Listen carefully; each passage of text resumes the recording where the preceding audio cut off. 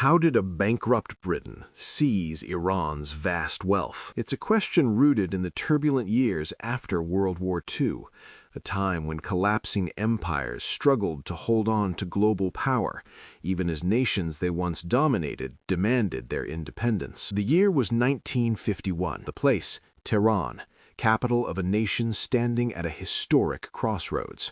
And the event, the confrontation between Prime Minister Mohammad Mossadegh and the British government, centered on one of the most valuable assets of the 20th century, Iran's oil, controlled almost entirely by the British-owned Anglo-Iranian Oil Company, AIOC. But as Britain staggered out of World War II, drowning in debt, drained of manpower, and desperate for revenue, it viewed Iranian oil not merely as an economic asset, but as a lifeline for imperial survival. What happened next would ignite one of the most dramatic geopolitical battles of the 20th century. To understand why Britain reacted with such ferocity, we must go back to the years immediately after 1945.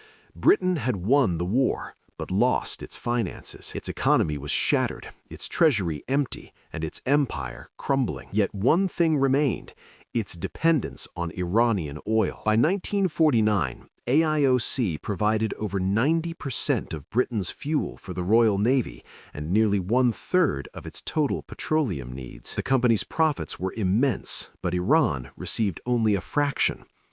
Workers at Abadan refinery, the largest oil refinery in the world, lived in poverty, while British managers enjoyed swimming pools, golf courses, and air-conditioned homes.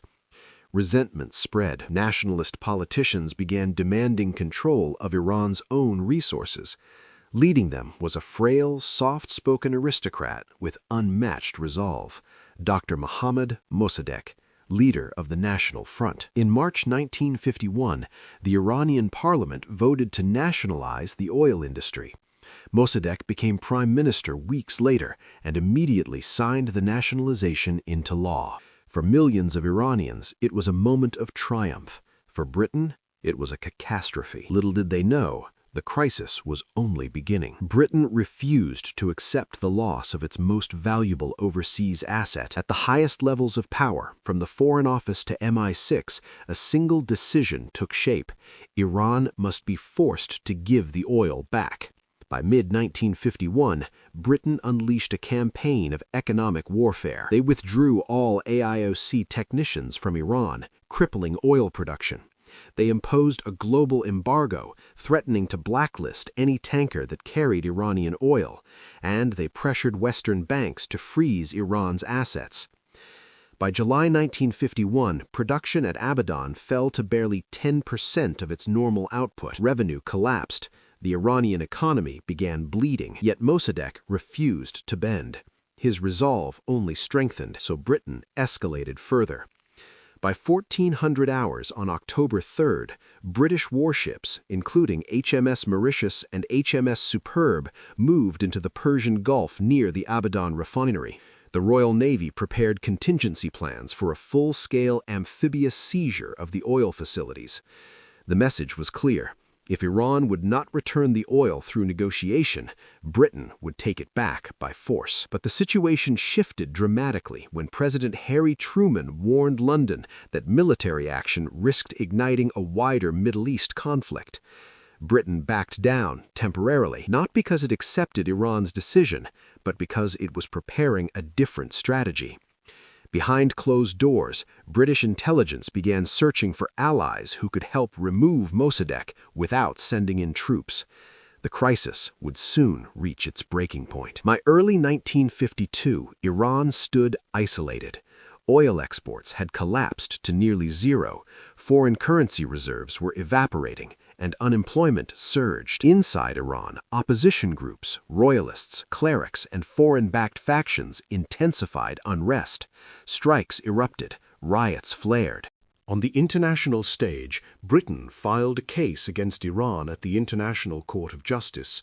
But on 22 July 1952, the court ruled in Mossadegh's favor. Humiliated, the British government concluded that diplomacy had failed. Mossadegh believed Iran had survived the worst.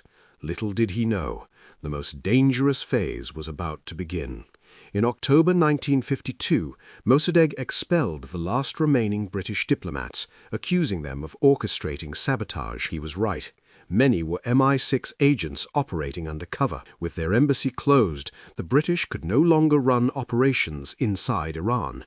So they turned to the only superpower capable of finishing the job, the United States. At first, the Americans had supported Mossadegh, but as the Cold War intensified, Washington began to fear that Iran's instability could open a door for Soviet influence. By late 1952, Britain finally convinced the US to join a plan to remove Mossadegh entirely. The operation had a name, Operation Ajax. What happened next would become legendary, not for its heroism, but for the shadow it cast over Iran for decades. The plan, approved by both the CIA and MI6, was brutally simple. Destabilize Iran through propaganda and street violence, bribe politicians, clerics, and military officers, install a loyal leader in Mossadegh's place, and restore Western control over Iranian oil. The CIA station chief in Tehran, Kermit Roosevelt Jr., arrived in July 1953. Within days, he began funneling money to mob leaders, newspapers, and army units. By August, Tehran was on the brink of chaos. On August 15th, the first coup attempt collapsed. Mossadegh uncovered the plot and arrested several conspirators. For a brief moment, it seemed the Prime Minister had survived, but Roosevelt refused to retreat. With British encouragement, he doubled down, mobilizing thousands of hired demonstrators and turning the streets into a battleground. August 19th, 1953, 09:30 hours. The situation exploded. Pro-coup demonstrators, armed with clubs and chains, poured into the streets. Army units loyal to the Shah, previously bribed, turned their tanks toward Mossadegh's residence. By late afternoon, the compound was overrun. Mossadegh fled and surrendered the following day. The coup had succeeded. Britain had regained what it lost. In the aftermath, the Anglo-Iranian Oil Company returned, but under a new arrangement. To satisfy the Americans, British control was reduced, but the West still retained the majority of Iran's oil wealth. Mossadegh was tried for treason and sentenced to house arrest, where he spent the remaining 14 years of his life. His supporters were jailed, silenced, or exiled.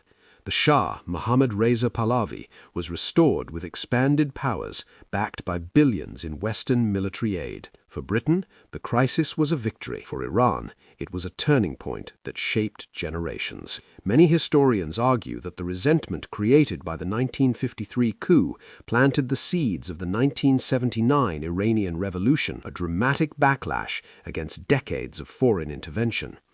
The seizure of Iran's wealth, the overthrow of its elected leader, and the reassertion of Western control became symbols of a deeper struggle, the clash between imperial interests and national sovereignty. This was just one of countless untold stories from the Second World War's shadowed aftermath. Subscribe to WWI Records as we continue to bring these forgotten chapters of history back to life.